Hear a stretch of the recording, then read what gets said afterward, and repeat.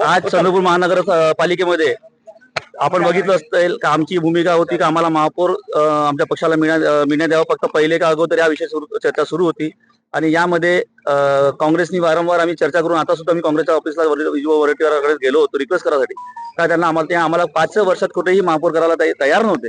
त्याच्या कारणाने आणि विकासाला चालना देण्यासाठी उद्या शहराच्या विकासासाठी आम्हाला भाजपसोबत आम्ही बोलणी केली. जे आमचा विषय ठरलेला आहे आदरणीय सुधीरभाऊ मुनगंटीवार आणि किशोरभाऊ जोरगेवार वारंवार आमच्या संपर्कात होते आणि त्यांच्या स्थानिक आमदार असू द्या आपले माजी मंत्री सुधीरभाऊ मुनगंटीवार यांच्याशी चर्चा करून आम्ही आता हा फॉर्म्युला ठरवला का पहिला 6 वर्ष भाजपचा महापौर, दुसरा 6 वर्ष शिवसेनेचा महापौर आणि त्याच्यात उपमहापौर हा 5 वर्ष आणि स्टँडिंग कमिटी पहिलं वर्ष आणि 4थं वर्ष शिवसेनेकडे, उपमहापौर सुद्धा शिवसेनेकडे, असं हा फॉर्म्युला सध्या ठरलेला. त्याचं काय आता राजकारणात एक पाऊल पुढे मागे करावं लागते, त्याच्यामुळे आम्ही एक पाऊल मागे आलो. उद्या कसं आहे नसल्यापेक्षा आज ना उद्या होणं हे गरजेचं होतं, त्याच्यामुळे आम्ही हा पाऊल घेतला. या ठिकाणी आम्ही उभाटा सोबत युती करतोय आणि उभाटा सोबत युती करत असताना महापौर हा भारतीय जनता पार्टीचा असेल.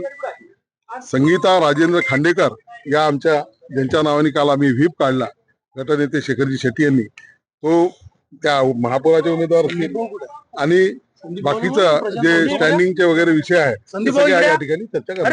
आमच्यासोबत 2 पुन्हा जे हे आहेत